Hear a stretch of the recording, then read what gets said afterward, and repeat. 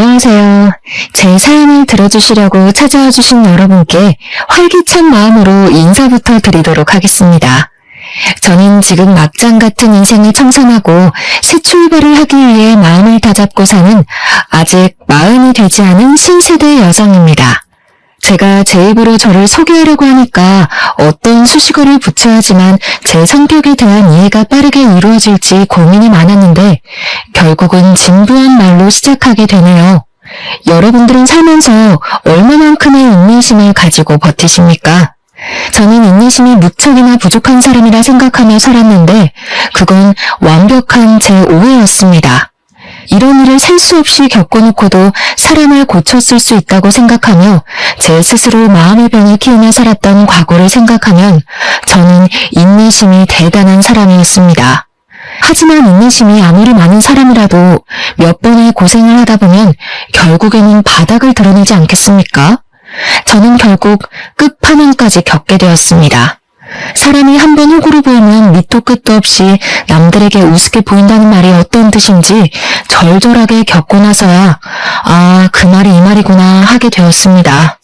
저는 이제 새로운 삶을 찾아가기 위한 발디딤을 했습니다. 그래서 지난 과거를 털어버리고자 이곳을 찾아와서 글솜씨도 부족한데 글자를 적어내려가고 있네요.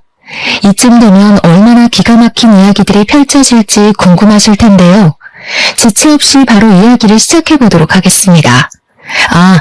이야기를 들으면서 모질이 같은 우리 남편 욕 실컷 해주시고 여러분들의 가슴 속에 있는 응어리도 한번 풀어보셨으면 좋겠습니다. 저희 남편은 수식어가 많이 필요하지 않은 단조로운 사람에 가깝습니다. 아니, 우리 남편을 한마디로 표현할 수 있는 단어가 세상에 존재하기 때문에 그럴 수도 있겠습니다. 우리 남편은 정말 어마어마한 호구 중의 호구, 왕호구입니다. 솔직히 연애를 하던 시절에도 우리 남편은 호구였습니다만 저는 그 허물을 장점으로 생각했습니다. 아니, 그때는 그냥 몰랐던 거죠. 호구가 얼마나 큰 단점인지에 대해 전혀 몰랐기에 남편이 그저 순수한 사람이라고만 생각해서 사랑하게 되었고 연애를 하게 되었습니다. 그때 그 시절로 돌아갈 수 있다면 옆에서 정말 말려주고 싶네요. 호구는 절대 만나면 안 된다고. 제 속이 문드러져서 썩을 거라고 말입니다. 제 남편은 말입니다. 그냥 거절이라는 것을 잘 못하고 바보 같고 남들에게 뒤통수나 맞는 그런 모자란 사람이었던 것이었습니다. 회사에서도 혼자 모든 장일을 떠안아서 야근을 하는 그런 멍청이요. 왜 그런 짓을 하냐고요? 거절을 못하니까. 남들이 부탁하면 예 알겠습니다 해서 그런 거예요. 저는 그런 남편에게 몇 번이나 거절을 하는 법을 알아야 한다고, 남들이 부탁하는 걸 단호하게 쳐낼 줄 알아야 한다고 말을 수도 없이 했지만 고쳐지지가 않았습니다. 보통은 이러면 도망을 가거나 이별을 고할지 모르겠지만 저는 제 자신을 너무나도 자만하고 말았습니다. 제가 이 남자를 변화시킬 수 있을 거라는 그런 생각을 하게 된 거죠. 솔직히 저는 제가 남편을 고칠 수 있을 거라고 생각했습니다. 우리 남편에게 가장 답이 없는 부분은 바로 고등학교 친구들이라는 셈, 철수, 민수, 동수라는 수 3형제인데 진짜 쓰레기 중에 쓰레기인 놈들이었습니다.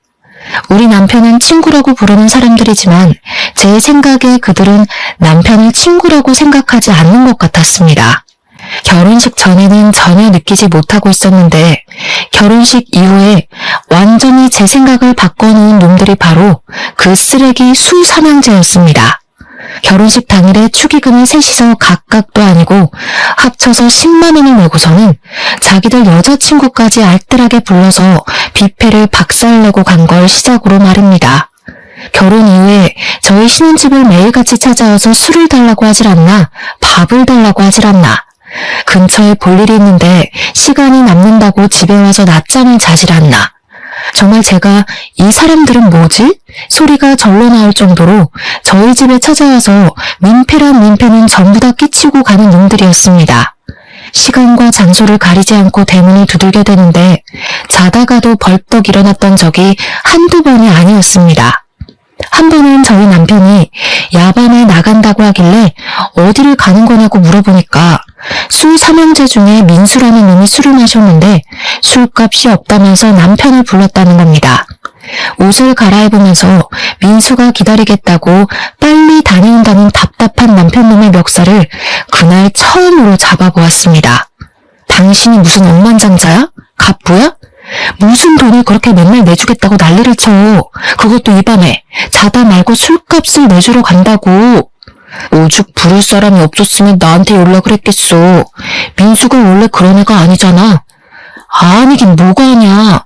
허구한 날 찾아와서 민폐만 부리고 가는데 그것도 친구라고 부르고 싶어? 나가기만 해봐. 아주 아작을 낼 줄 알아? 그날 결국 남편이 술값을 결제해주러 가지 않았지만 이후에 민수가 집으로 찾아와서 술값을 계산해주지 않은 것에 대한 불만을 토로하며 남편에게 눈치를 주더라고요. 저는 너무 기가 막히고 어이가 없었습니다. 우리 남편한테 돈을 맡겨놓은 것도 아니면서 제가 뭔데 내 남편에게 눈치를 주는지. 뿐만 아니라 집에 손님이 찾아왔는데 술상도 하나 내오지 않는 거냐면서 저를 마치 중학에 중요를 부리듯이 술상 가져오라고 눈치를 주는데 와 진짜 술병으로 머리 한 대 찍고 싶다는 생각이 절로 들더라고요. 저한테 술상으로 맛있는 안주 없냐면서 고기나 닭볶음탕 같은 거를 만들어 오라고 하더라고요. 웬만해서는 참아주려고 했지만 저에게 과한 것을 요구하는 그 인간에게 제가 뭐 예쁘다고 술상까지 내오겠습니까?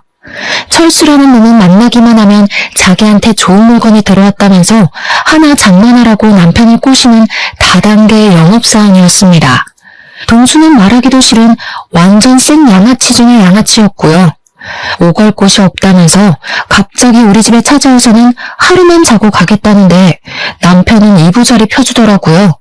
오죽하면 그 셋이 전부 저희 집에 모여서 미친 듯이 술을 먹고 고성방가를 지를 때 제가 분위기를 싹 깨트리며 말까지 했습니다. 도대체 학창시절에 뭘 배우셨길래 이 시간까지 남의 집에서 이런 추태를 부리는지 모르겠네요. 동네에서 신고하겠어요. 시끄럽다고. 미안하지만 오늘은 다들 돌아가시고 다음부터 저희 집에서 이렇게 다짜고짜 모이는 일은 없었으면 좋겠습니다. 남편을 째려보면서 이야기를 하니까 남편이 머쓱하게 웃으면서 저를 말리는 게 아니겠습니까? 어쩌다가 학창시절 이야기도 하고 분위기도 좋으니 조금만 봐달래요 글쎄. 지 마누라 분위기 안 좋은 건 눈치도 못 채는 주제에 어찌나 말이 많은지. 남편이 친구들의 편을 들자 수삼형제가 기고만장해져가지고 저한테 한 소리 하더라고요. 재수씨 정색하니까 정말 무서워. 쫄았네나. 우리 적당히 놀다가 다 치우고 갈게요. 치우기는 개뿔. 처음에는 남편 생각해서 제가 조금만 불편함을 감수하면 되겠지 하고 생각했는데 이건 뭐 감수할 정도가 아니었습니다. 남편의 호구 같은 모습을 고치는 것은 둘째치고 수삼형제가 더 이상 우리 집에 찾아오는 일이 없었으면 좋겠다는 생각만 굴뚝 같았습니다. 이 모든 걸 다 당하면서 참고 사는 인간은 당신밖에 없을 거야. 그 인간들을 정리하든 아니면 이참에 나를 정리하든 둘 중에 하나만 선택해. 그래도 친구들인데 어떻게 오지 말라고 그래. 그냥 우리가 조금 불편한 걸 감수해내면 정신 나갔어? 그럼 그냥 나랑 끝을 내던가 아니면 저 인간들을 내 눈앞에서 사라지게 하던가. 우리 결혼한 지도 얼마 되지도 않았으니까 지금 끝내는 건 아무 문제도 없을 거야. 딱 정해. 어떻게 할래? 제가 진지하게 갈라선다는 말까지 뱉어내자 남편은 화들짝 놀라면서 앞으로 수삼형제를 집안에 들이지 않겠다고 저와 약속을 하게 되었습니다. 그 말이 제대로 먹힌 건지 뭔지 그래도 꼴에 친구랍시고 이혼하는 건 맞고 싶었는지 그 뒤로 수삼형제가 집에 방문하는 일은 사라지게 되었습니다. 뭐 밖에서 만나서 노는 거야 그냥 그러려니 하고 지낼 수 있었죠. 집에 오지 않는 것만으로도 살 것 같다는 느낌을 받게 되었거든요. 그런데 밖에서 만나니까 또 다른 문제들이 하나둘 눈에 보이기 시작하더라고요. 남편의 카드값이 심상치 않게 나오는 것이 아니겠습니까? 한 번 호구는 영원한 호구라고 했던가요? 딱 보아하니까 술값을 모조리 남편이 계산하고 있는 것 같았습니다. 도대체 그 나이를 먹도록 변변찮은 인간들을 뭐가 좋다고 만나는 건지 저는 남편이 정말 그 친구들을 믿고 의지하는 건지 아니면 억지로 만나는 건지 헷갈리기까지 했습니다. 카드값이 제가 허용할 수 있는 기준치를 벗어나게 되자 저는 답답한 마음에 남편에게 수삼형제의 흉을 보기 시작했습니다. 네 친구들은 돈이 없냐? 맨날 당신이 술값 계산하는 것 같은데 그게 맞아? 그러니 남편이 진짜로 수삼형제가 돈이 없다고 우물쭈물하면서 말을 하더라고요. 그런데 저희 아버지께서 공장을 하나 운영을 하고 계셨거든요. 남편이 저에게 은근슬쩍 친한 척을 하면서 동수놈이 취직이 안 된다고 저희 아버지 공장에 취직을 좀 시켜주면 안 되냐는 식으로 물어보더라고요.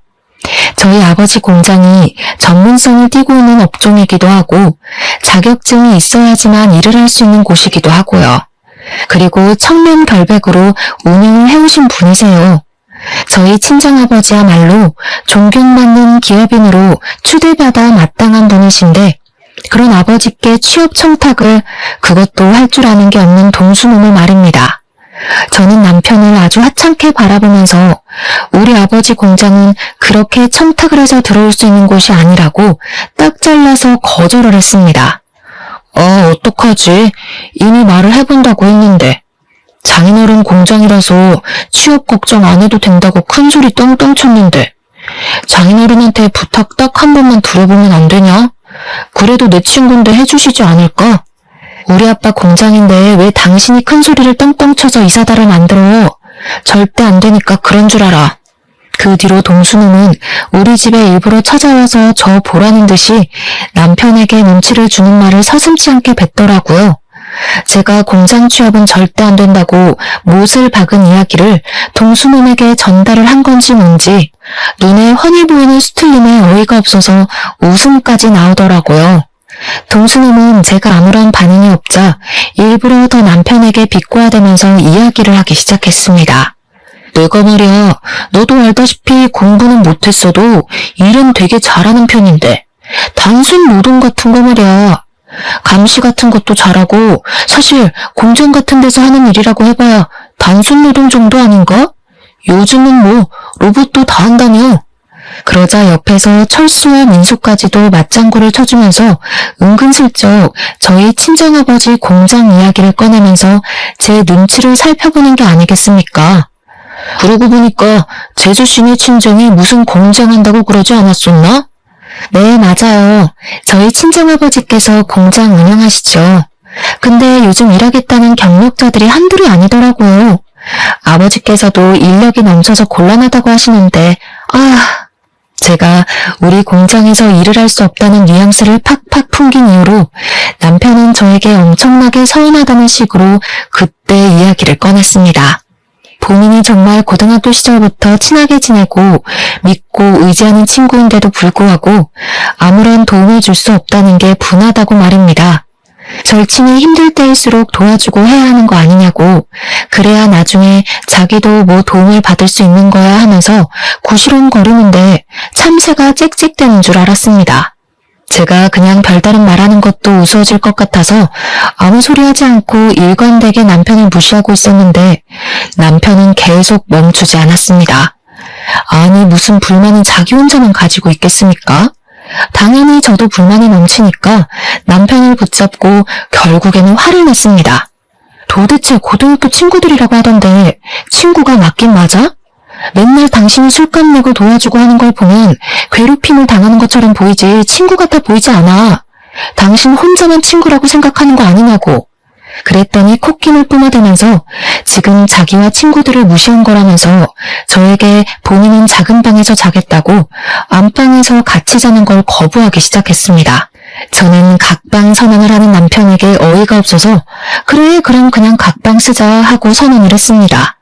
각방을 쓰게 된 지 6개월이 지나자 남편과 제 사이에서의 대화는 점점 사라지게 되었고 시댁에서는 저에게 왜 아이가 들어서지 않는지에 대해 궁금해하기 시작했습니다.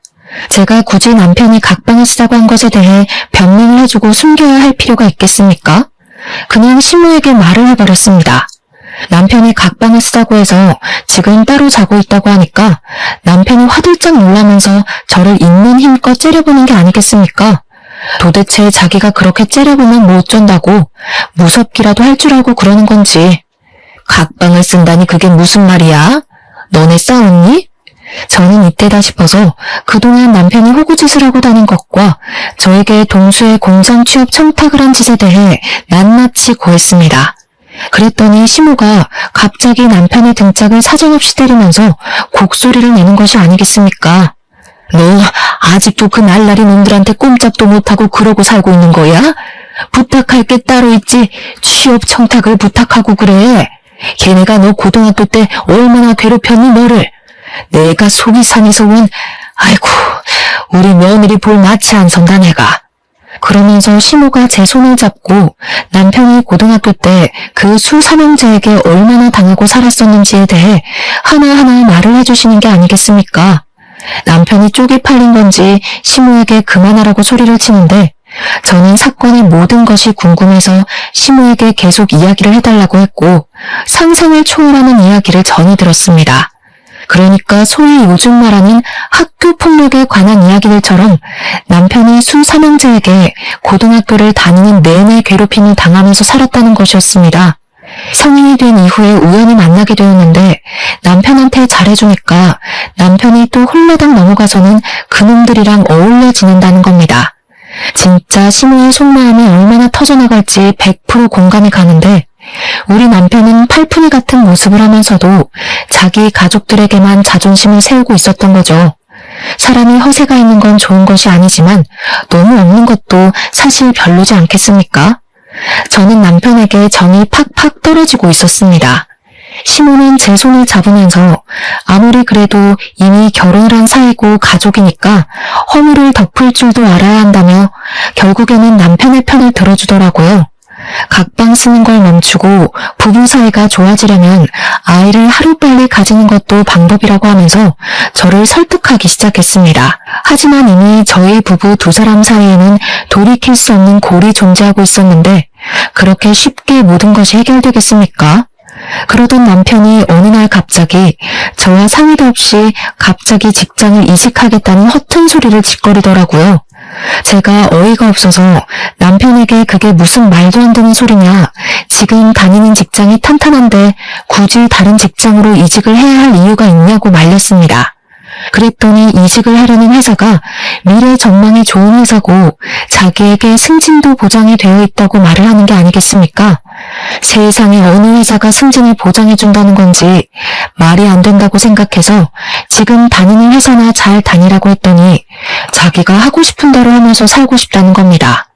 아니, 제 맘대로 살고 싶으면 도대체 저랑 왜 결혼을 했는지, 저는 남편과 결국 서로를 가족이라고 생각을 하는 게 맞냐면서 대판 싸우기 시작했습니다. 제 말에 딱히 반박도 못하고 씩씩거리던 남편은 본때를 보여주겠다더니 정말 회사를 그만두고 이직을 해버렸습니다. 말도 안 되는 화장품 회사로 말입니다. 우리 남편은 스킨 로션도 구별을 못하는 사람인데 무슨 화장품 회사를 다닌다는 말입니까? 제가 어이가 없어서 그 화장품이 어떤 화장품인지는 알고 싶은 마음에 브랜드나 회사 이름을 말해보라고 했더니 절대로 말을 안 해주더라고요. 그냥 유명한 곳이다 라고만 하면서 비밀로 하길래 왜 비밀로 하냐고 닥달을 했더니 어차피 응원도 안 해줄 건데 싸우기 싫다면서 말하기를 거부했습니다. 그러더니 맨날 무슨 영업이다 회식이다 하면서 집에도 늦게 들어오고 술만 매일같이 마시고 난리도 아닌 겁니다. 거기다가 더 짜증이 나는 건 뭐냐면 이직을 한 이후에 생활비를 가져오지 않는 겁니다. 저희가 맞벌이 부부이다 보니까 생활비를 반반씩 각출해서 내고 있는데 자꾸 이번 달에 돈이 없네, 월급이 줄었네 하면서 돈을 덜 내거나 아예 안 가져오는 겁니다. 제가 어이가 없어서 더 이상은 이 작태를 참아줄 수 없다고 생각을 하게 됐죠. 다니는 회사에 대해 똑바로 말을 하라고 하면서 제대로 면접이나 보고 들어간 건 맞냐고 물었습니다. 남편이 우물쭈물하길래 회사에 전화 걸어서 월급 가져오라고 난리를 치기 전에 당장 말하라고 했더니 그제야 이실직고를 하더라고요. 철수가 소개해준 회사라고 하는데 순간 머리가 핑 도는 느낌을 받게 되었습니다. 철수라는 놈은 다단계를 하는 놈이었거든요. 한마디로 평생 안정적인 봉급을 받으며 정년까지 지낼 수 있는 회사를 그만두고 다단계 회사에 들어가서 물건을 팔고 있었던 것입니다. 당신 진짜 생각이라는 게 없어? 제정신이야? 왜 다단계를 하고 난리야? 그게 돈이나 벌리겠어? 정신 나간 짓이라고. 철수가 한 달에 얼마를 버는지 알아? 나도 철수처럼 다이아몬드 등급에만 들어서면 몇 천만 원 버는 건 아주 껌이라고. 그때 돼서 돈 달라고 빌지나 마. 진짜 이놈이랑 어떻게 더 같이 살아야 하나 막막했는데 더 막막한 것은 집에 가져다 준 그 생활비 몇 푼도 철수한테 빌려서 저에게 준 돈이었다는 겁니다. 다단계 구조상 고정급이라는 게 없이 물건을 판매한 만큼 수익이 떨어지는데 이 인간이 스킨모션조차 구별을 못하는데 화장품을 어디서 누구에게 팔겠습니까? 그러니까 철수한테 어쩔 수 없이 돈을 빌려서 저에게 생활비를 주고 있었던 것입니다. 철수가 저에게 돈 갚으라고 하면서 연락이와 모든 것을 알게 된 것입니다. 저는 그런 철수에게 엄청나게 따져 물었죠. 지금 누구를 꼬셔다가 다단계에 집어넣고는 큰 소리를 치고 있는 거냐고요. 당연히 여기서 끝이었다면 참으로 좋았을 텐데 우리 남편은 친정에 연락을 해서 친정 부모님을 비롯해 저희 친척들에게까지 화장품을 팔아치웠더라고요. 그렇게 푼돈을 벌어서 대부분은 남편 상의자로 있는 철수에게 이익이 다 들어가고 그러면 철수는 인심 쓰듯 남편에게 돈을 빌려주고 저에게 갚으라고 한 거고요. 계속 메비우스의 띠처럼 돌아가고 있었던 것입니다. 당연히 저는 이혼을 해야겠다고 결심까지 하게 되었습니다. 상품이 구려도 엄청 구린 건지 우리 부모님부터 친척들까지 이 상품을 못 쓰겠다고 환불을 해달라는 지경까지 가더라고요. 남편은 뻔뻔하게 해결할 생각도 없는지 개봉해서 환불이 안 된다는 말만 하고 있었습니다. 저한테 제 친구들은 화장품 많이 쓰지 않냐고 친구들 소개 좀 시켜달라는 소리까지 해대는데 정이 떨어지니까 아주 꼴도 보기 싫어지더라고요. 결국 물건을 제대로 팔지도 못하고 빚만 잔뜩 떠안게 된 남편은 3개월 만에 다단계를 때려치우고 완벽한 백수로 돌아오게 되었습니다. 차라리 집에서 허튼 짓 안 하고 직장이나 알아보는 게 낫겠다 싶을 정도였죠. 그런데 이 남편놈이 이번에는 무슨 자격증을 따고 싶다면서 공부를 하겠다는 게 아니겠습니까? 요즘은 자격증 시대라면서 잘하는 게 있어야 취직도 잘하고 돈도 많이 벌 수 있는 거라고 공부를 하겠다는데 웬일로 바른 말을 하나 싶었습니다. 그래서 공부 한번 해봐라 했더니 남편이 스터디 그룹을 알아봤다며 거기에서 같이 공부를 하면서 정보도 얻고 취업까지 해보겠다고 다짐을 했습니다. 최근 수개월 동안 마음에 안 드는 짓 투성이었는데 오래간만에 정신을 차린 것 같아서 저는 남편을 응원해주기로 했습니다. 그때까지만 해도 저는 남편에 대해 아주 티끌만큼의 믿음은 가지고 있었거든요. 남편이 공부도 열심히 하고 스터디 활동도 꾸준히 하는 걸 보면서 저는 드디어 정신을 차렸구나, 이제 우리 남편이 강해졌구나 하는 생각이 들어 뿌듯했습니다. 그런데 제 믿음이 깊어지면 깊어질수록 이상하게 수상한 일들이 하나둘 생기기 시작하는 게 아니겠습니까? 분명 주말에만 공부를 하는 스터디 모임이라고 들었었는데 평일 주말 휴일 할 것 없이 스터디 모임을 나가는 게 아니겠습니까? 거기다가 더 수상했던 것은 야밤에 통화를 한다고 밖으로 나가지를 않나 휴대폰에 생전 걸어두지 않던 비밀번호까지 걸어두었더라고요. 저는 남편의 수상쩍은 행동에 요즘 무슨 짓을 하고 다니는 거냐고 물어보았는데 자기가 하면 뭘 하겠냐고 발뺌을 하더라고요. 그냥 스터디를 하는 사람들이 나이가 조금 어린 친구들도 있고 해서 자기한테 고민 상담을 많이 한다고 하더라고요. 제가 순순히 남편의 그 말을 믿어줄 리가 있겠습니까? 우리 남편이 정말 거짓말을 더럽게 못하는 사람이거든요. 그러니까 남들의 부탁도 거절을 잘 못하는 거고요. 남편이 거짓말을 할 때마다 입이 마르는지 혀를 내밀어 침을 발라대는데 스터디 이야기만 나오면 시선을 어디다 둬야 하는지도 모르고 입술에 침을 계속 바르더라고요. 딱 봐도 거짓말을 치는구나, 나에게 숨기는 게 있는구나 하는 마음이 들었는데 제가 그 부분을 파내지 않으면 안 되지 않겠습니까? 저는 남편이 자는 사이에 휴대폰 지문인식을 통해서 휴대폰 잠금 화면을 푸는 데 성공을 했고 열어서는 안 되는 판도라의 상자를 열어버렸습니다. 정말 그 밤에 소리를 지를 수도 없고 분노에 부들부들 떨면서 남편의 모든 메신저를 확인하고 저는 정말 경악에 휩싸이게 되었습니다. 휴대폰에 잠금을 해놓을 수밖에 없었던 이유가 있더군요. 바로 남편이 저 몰래 바람을 피우고 있었던 것이었습니다.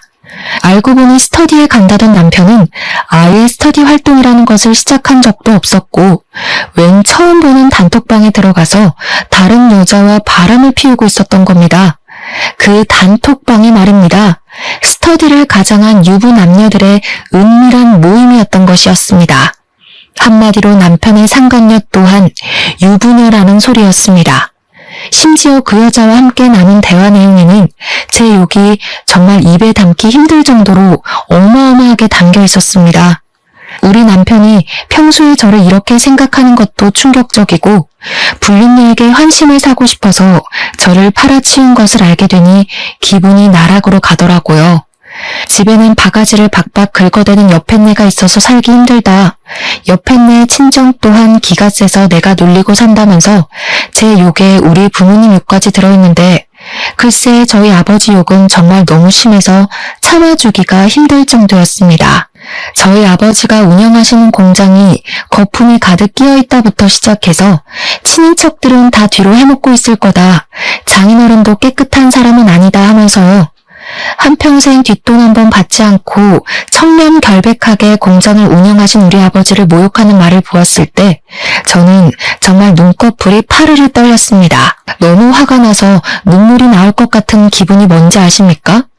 남편이 뒤척거림도 없이 씩씩거리면서 자고 있는데 정말 휴대폰으로 머리를 찍어버리고 싶었습니다. 남편이 평소에 저와 저희 친정에 대해 이렇게 생각하고 있었다는 걸 알게 되자 피가 차갑게 식었습니다. 더 웃긴 게 상간녀에게는 돈 많은 척 연기를 하고 있었더라고요. 집에 생활비 한 푼 가져오지 못하는 백수 주제의 말입니다. 심지어 상간녀한테는 자기가 한 달에 1,000만 원씩 저에게 생활비를 주고 있는데도 제가 돈 더 가져오라고 바가지를 긁는다면서 허세 가득한 문자를 보냈더군요. 한 달에 1,000만 원씩 가져다 주기만 하면 바가지는 무슨 바람을 피워도 그냥 모른 척 지냈을 텐데 백수 주제에 이게 무슨 개소린지. 상간녀도 그 실제 하지도 않는 돈이 필요한 건지 그런 와이프가 있으면 얼마나 스트레스를 받겠냐면서 위로해주는 척 사장 한번 꼬셔서 인생 펴보라는 여우년이었습니다. 정말 그 상간녀도 끼리끼리라는 게 드러나는 부분이지 않겠습니까? 남편이 무슨 사장은커녕 아무것도 아닌 놈인데 그런 줄 믿고만 있다는 게 말입니다. 상간녀의 머리도 대단한 멍청이라는 게 증명되는 부분이었습니다. 저는 갱생이 불가능한 남편을 버리기로 결심했고 그날 남편의 휴대폰에서 보았던 모든 내용을 증거로 수집하기 시작했습니다. 휴대폰을 보다가 알게 된 사실이 하나 있었는데 그 유부 남녀의 모임에 남편을 초대한 사람이 다름 아닌 바로 동수였다는 것을 말입니다. 제 남편이 하다하다 친구의 추천으로 불륜까지 저지를 거라고는 상상도 못했는데 제대로 제가 뒤통수 맞은 거죠. 저는 이놈을 더 이상 봐주지 않고 제대로 참교육을 하기로 결심을 했습니다. 저는 다음날 스터디에 간다고 저의 눈을 바라보지도 않은 채 신이 나서 나가는 남편에게 쪽을 주겠다는 결심을 하고 계획대로 실행에 옮겼습니다. 저희 동네에 꽤 유명한 수제 케이크 집이 있었는데 거기서 미리 준비해서 맞춘 불륜 축하 메시지를 적은 케이크를 받아왔습니다. 솜씨가 좋아서 유명한 가게였는데 인기가 많을만 하더라고요. 제가 남편과 상간녀의 사진을 주고 얼굴을 케이크에 박아달라고 부탁을 드렸거든요. 정말 무슨 프린트를 해놓은 것처럼 남편과 상간녀의 얼굴이 케이크 전면에 붙어있는데 케이크 사장님께서 저에게 혹시 복수에 성공하면 이 케이크를 SNS에 올려도 되냐고 물어보셨습니다. 수제 케이크집 사장님 SNS 친구가 10,000명이 넘는다고 하길래 저는 냉큼 좋다고 말씀을 드렸죠. 이런 주문은 처음이긴 하지만 제 복수를 응원한다고 말해주시는 사장님 덕분에 기분 좋게 남편에게 어디냐고 연락을 보냈습니다.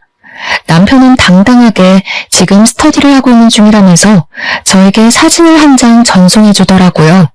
한 10명 정도 되는 남녀들이 단체로 수업을 받고 있는 사진이었는데 저는 이미 이 모임이 어떤 모임인지 진실을 알고 있는 사람이 아니겠습니까? 이 더러운 남녀들이 전부 불륜관계에 있는 사람들이라고 생각하니 헛구역질이 나올 것만 같았지만 저는 태연하게 공부 열심히 하라고 답장을 보냈습니다. 스터디를 가장한 불륜 모임이라 스터디하는 척 연기를 하는 사진임이 틀림없었지만 저는 기꺼이 속아주기로 결심을 했죠. 남편이 안심을 하고 있을 때 제대로 뒤통수를 쳐야 저도 확실한 복수가 되지 않겠습니까?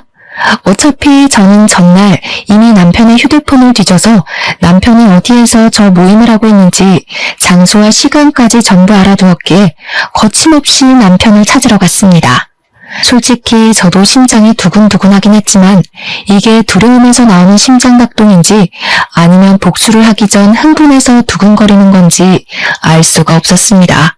정확한 것은 저의 목표는 오로지 남편에게 쪽을 주고 완벽하게 갈라서는 것. 그것 말고는 아무것도 눈에 보이지 않았습니다. 저는 소중하게 케이크를 들고 남편이 공부를 하고 있다고 위장한 그 스터디 장소로 찾아갔습니다.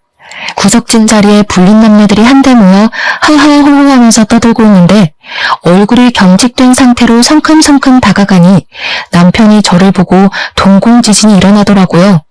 일어나지도 못하고 앉아있지도 못한 상태로 저를 보면서 어쩔 줄 모르는 모습을 보는데 와, 이것마저도 이렇게 정떨어지게 찌질할 수 있나 싶었습니다. 제가 여기까지 찾아온 게 어찌된 영문인지도 모르는 남편이 엄청 당황해하는데 저는 그 불륜 모임 사람들에게 태연하게 인사를 하고선 말했습니다. 제가 저기 앉아있는 저 새끼 와이프예요. 아, 그쪽이 제 남편 상간녀죠? 저는 남편 옆에 찰싹 붙어서 저를 썩은 동태 눈깔로 바라보고 있는 그 여자를 향해서 케이크를 꺼내어 보여주었습니다. 당당하게 축 불륜 모임이라고 글자까지 적혀있고 본인들의 얼굴이 박혀있는 케이크를 보더니 남편도 상간녀도 엄청나게 당황해하는 게 아니겠습니까?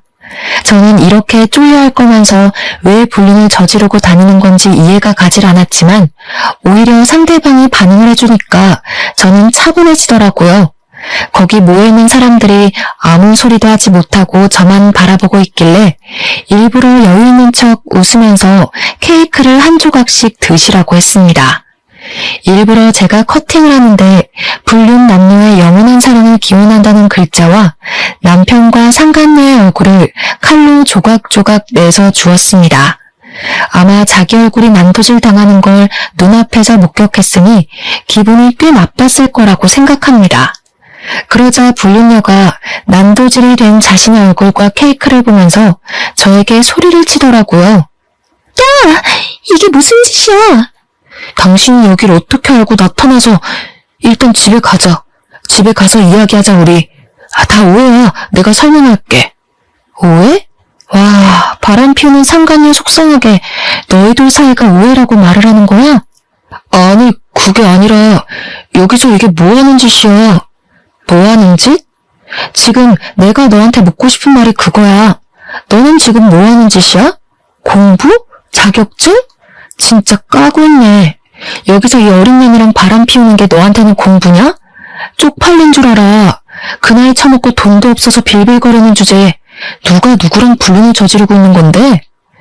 그러고는 너무 열이 받아서 얼굴을 조각조각 낸 케이크를 냅다 남편의 얼굴에 던져버렸습니다. 제가 워낙 불륜이라는 말을 큰 소리로 뱉기도 했고 케이크까지 던지니까 카페에 있던 사람들이 순식간에 조용해지고 다들 제가 있는 테이블을 바라보고 있었습니다. 거기 있던 사람들이 전부 불륜 모임이라고 하지 않았겠습니까? 혹시라도 사진이라도 찍힐까봐 다들 얼굴을 은근슬쩍 가리는데 참 찌질하더라고요. 순간 상간녀가 황급히 자리를 박차고 나가려는데 제가 순순히 곱게 보내주면 청을 갈아야 하지 않겠습니까? 바로 머리끄덩이를 잡아챘습니다. 여기 있는 놈들 다 유부녀 유부남인 거 내가 모를 줄 알아? 야, 너도 유부녀잖아. 너네 남편 어디 있어? 네 남편도 너 인식거리 하는 거 알아? 이 남자가 네 인생 책임져 줄 것 같지? 이 사람은 사장인 척 여자 꼬시고 있던데 이 남자 돈 한 푼도 없는 알거지야. 너한테 월 수입도 거짓말한 거라고, 이 멍청한 년아. 이 남자가 그렇게 가지고 싶으면 가져. 제발 내 옆에서 데려가 달라고. 무슨 소리예요? 매달 1,000만 원씩 생활비 받고 있다면서. 1,000만 원? 지나가던 개가 웃겠다. 화장품 하는 다단계 직원이 뭐가 좋다고 들이대냐? 아, 그리고 너네 남편한테 내가 연락해도 되냐? 둘이 정정당당하게 결혼하면 되잖아. 너무 잘 맞는데? 한 명은 남자 등쳐먹는 성형 중독녀애, 한 명은 화장품 다단계 직원. 둘이 너무 잘 어울린다. 둘이 꼭 결혼까지 했으면 좋겠네. 분이 이기지 못하고 머리끄덩이를 잡고 이리저리 휘두르고 있는데 이게 얼마나 재미난 구경거리겠습니까? 카페에 있던 손님이고 아르바이트생이고 할 거 없이 하나도 휴대폰을 꺼내더라고요. 사람들이 조용히 촬영을 하는 걸 보자마자 차라리 잘 됐다 싶었죠. 저야 초범이니 벌금을 맞아봐야 얼마 안 나올 거고 이 영상은 영원히 인터넷에 박제가 될 테니까요. 머리끄덩이를 잡혀 흔들리는 와중에도 사람들에게 얼굴을 가리면서 영상 찍지 말라고, 사진 찍지 말라고 소리를 치고 있더라고요. 남편도 불륜녀를 감싸느라 사람들에게 사진 찍지 말라고 소리를 치고 있는데 설마 사람들 휴대폰만 카메라겠습니까? 버젓이 CCTV도 존재하고 있는데요. 저는 일부러 더 큰 소리로 구경꾼들에게 소리를 쳤습니다. 여기 앉아있는 모든 사람들이 다 불륜녀 불륜남이에요. 다들 촬영해서 멀리 퍼뜨려주세요. 그 말이 끝나기 무섭게 고개를 숙이고 가만히 앉아있던 사람들이 화들짝 놀라면서 자리를 뜨기 시작했습니다. 다들 머리카락으로 얼굴을 가리고 손으로 얼굴을 가리면서 도망을 치는데 엄청나게 우습더라고요. 그날 남편을 데리고 집으로 돌아왔는데 이 미친놈이 정신을 못 차린 건지 저에게 씩씩거리면서 어떻게 이런 쪽팔림을 줄 수 있냐고 하더라고요. 저는 생크림이 그대로 묻어있는 남편의 뺨을 2번이나 세게 때리고는 지금 누가 누구한테 쪽팔림을 준 건지 아냐고 따져 물었습니다. 나 너처럼 드세고 귀여운 맛이 없는 여자랑은 더 이상 못 살겠어. 지금 누가 누구한테 할 소리를 해. 나도 너랑 살고 싶은 줄 아니? 이혼해. 남편이 그 길로 짐을 싸서 시댁으로 갔는데 시모가 저를 시댁으로 부르는 것이 아니겠습니까? 제가 뭐 피할 이유가 있나요? 시댁에 갔더니 남편이 왜 쫓아냈냐고, 무슨 일이냐고 걱정스럽게 물어보시는데 보아하니 자기가 지은 죄가 있어서 말을 못한 것 같더라고요. 시모가 저에게 무슨 일이냐고 물어보는데 남편이 식겁을 해가지고 굳이 여기까지 왜 불렀냐고, 너는 오란다고 오냐고 화를 버럭 내더라고요. 저는 막 웃었죠. 남편이 불륜녀와 저지른 불륜의 증거들을 싹 프린트해뒀었는데 이때다 싶어서 시부모님 손에 딱 쥐어드렸습니다. 시모가 한참을 그 프린트물을 보더니 바들바들 떨면서 남편을 향해 소리를 치셨습니다. 네 놈이 드디어 정신 나갔구나. 바람을 피웠어? 아니, 그거 다 오해라니까. 엄마는 내 편 들어줘야지. 편들기는 개뿔. 아주 당당하게 만나고 있던데요. 둘이 무슨 공부하는 걸 빌미 삼아서 연애질을 하고 있더라고요. 그 모임도 공부 모임이 아니라 불륜하는 인간들끼리 만든 모임이었고요. 제가 오늘 카페에서 축을 줬으니까 아마 인터넷에 올라오지 않을까 싶은데 휴대폰으로 확인해 보세요.